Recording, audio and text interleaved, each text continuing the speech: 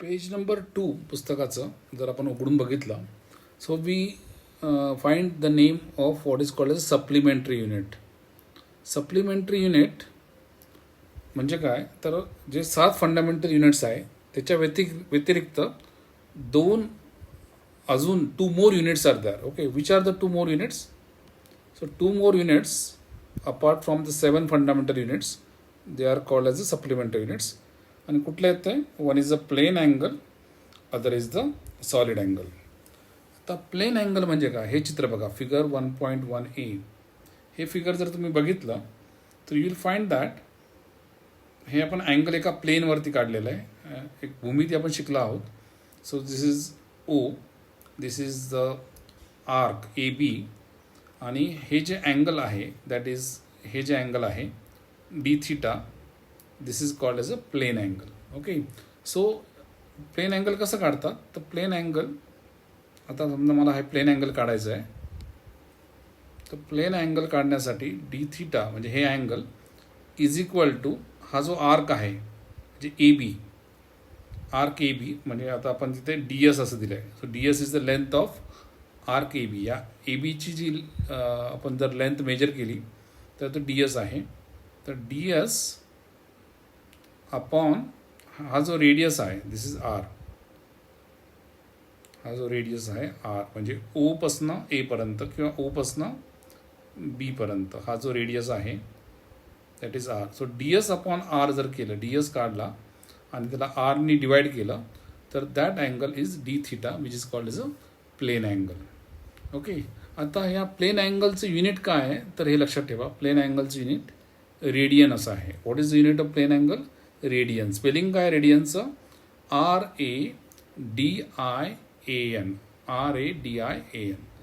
This is called as a, this is the unit of, याचा unit of plane angle. Plane angle काय? Supplementary unit आहे. दुसरा जो angle आहे that is called as a solid angle. आता solid angle हा 3 dimensional आहे. म्हणजे आपण जर एखादा चेंडू घेतला आणि तो कापला, किंवा कलिंगड घेतला आणि कापलं आणि त्याचा जो पीस काढला तर त्याचा जो अँगल तयार होतो 3 डायमेन्शनमध्ये, तर त्याला म्हणतात सॉलिड अँगल. ओके, आता सॉलिड अँगल कसा काढायचा? जसं प्लेन अँगल आपण length of the arc upon radius काढला, तसं सॉलिड अँगल काढताना तो पूर्ण, हा जो पूर्ण एरिया आहे, म्हणजे आता तुम्ही टरबूज कापल्यावरती तुम्हाला असं दिसेल की असं कोन, आईस्क्रीम कोनसारखं येतं. ओके, तर हा जो भाग आहे डी ए लिहिलेला आहे, तर हा डी ए मेजर करायचा. आपल्याला सॉलिड अँगल काढायचं असेल तर काय करायचं? हा डी ए मेजर करायचा, म्हणजे area of the portion of the surface. हा area of the portion of the surface D A measure करायचा.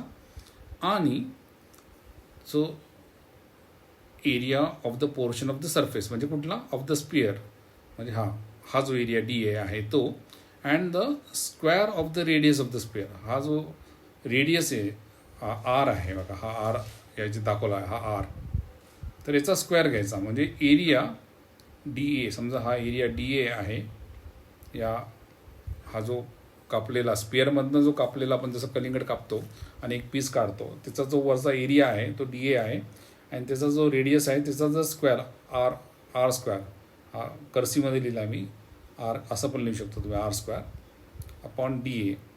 तर याचा जर रेशो तुम्ही काढला तर त्याला आपण सॉलिड अँगल असं म्हणतो, सॉलिड अँगल आपण असं म्हणतो. आणि हा सॉलिड अँगलचं युनिट काय आहे? जसं फेज अँगलचं unit S I unit radian आहे, तसं सॉलिड अँगलचं युनिट हा स्टेरेडियन आहे.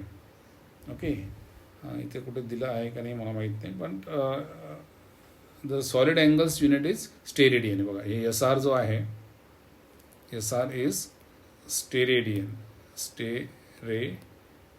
दिस is the unit of solid angle. हे एक्झाम्पल केलेलं आहे. या एक्झाम्पलमध्ये सॉलिड अँगल कसा काढायचा त्याचं एक एक्झाम्पल दिलं आहे. म्हणजे असं गृहीत धरलं आहे की what is the solid angle by a moon at any point on the earth. म्हणजे मून हा अर्थवरती किती अँगल सबटेंड करतो. ओके, ते डायमीटर ऑफ मून दिलेलं आहे आणि अर्थ आहे दिलेलं आहे. तर आता आपण त्याच्यावर जायला नको. Area of the disc of moon area काढला आहे आणि तो डिस्टन्स काढला आहे, तर त्याच्यावरनं काहीतरी व्हॅल्यू निघाली. Okay, so this is how solid angle is calculated. कसं काढतात? एरिया काढतात.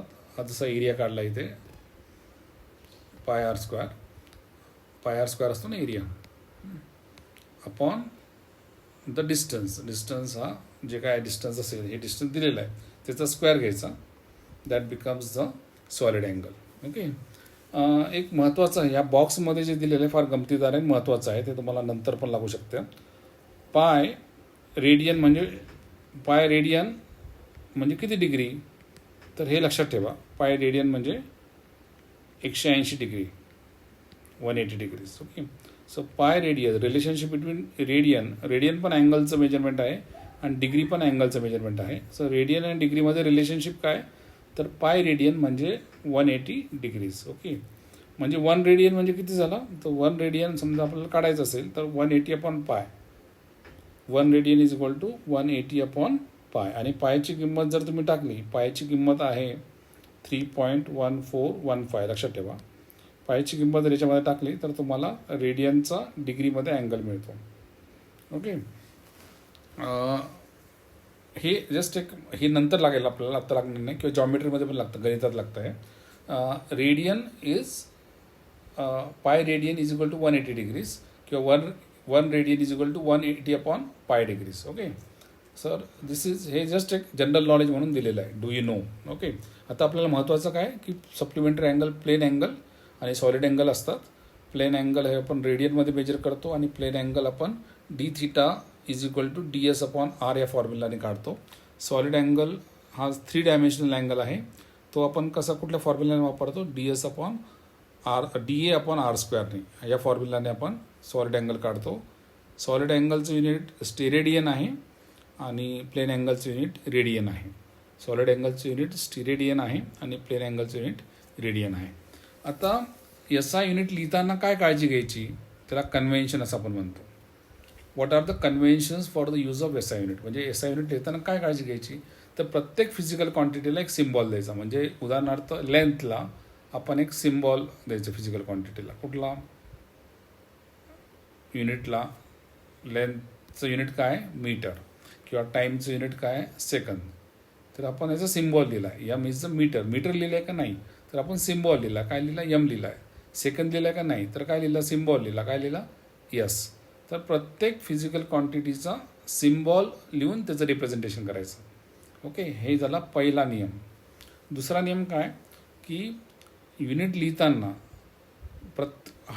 स्मॉल लेटरनेच लिहायचं, म्हणजे कॅपिटल लेटर वापरायचं नाही. म्हणजे उदाहरणार्थ फोर्सचं युनिट न्यूटन आहे, तर न्यूटन जरी नाव आहे शास्त्रज्ञाचं तरी पण ते लिहिताना N कॅपिटल नाही लिहायचं, तर N स्मॉल लिहायचा. जूल हे पण शास्त्रज्ञाचं नाव आहे, जूल पण स्मॉलच लिहिलेलं आहे. परंतु जर त्याचा सिम्बॉल लिहायचा असेल तर न्यूटनचा सिम्बॉल हा कॅपिटल N लिहितो आपण, किंवा जूलचा सिम्बॉल हा कॅपिटल J लिहितो. हे लक्षात घ्या. का बरं? कारण न्यूटन हे सायंटिस्टच्या नावावरून आलेलं आहे, म्हणून त्याचा सिम्बॉल कॅपिटल N आणि जूलचा सिम्बॉल कॅपिटल J.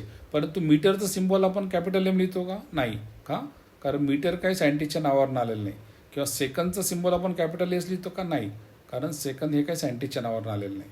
सो हा एक दुसरा नियम आहे की युनिटचं पूर्ण नाव लिहिताना मात्र स्मॉल लेटरमध्येच लिहायचं. तिसरं काय की symbol of the units do not take plural form. म्हणजे अनेक वचनी वापरायचं नाही. म्हणजे तुम्हाला असं लिहायचं की मीटर्स, 20 मीटर्स असं नाही लिहायचं, 20 मीटर्स लिहायचं, असं नाही लिहायचं. मीटर्स लिहिलं तर ते चुकीचं आहे. म्हणजे तर किती कापड आणलं? 20 मीटर कापड आणलं.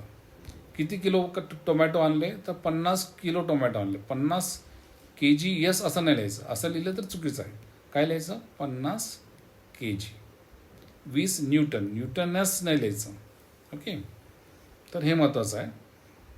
Symbols for units do not content any full stop. तर असं फुल स्टॉप नाही लिहायचं.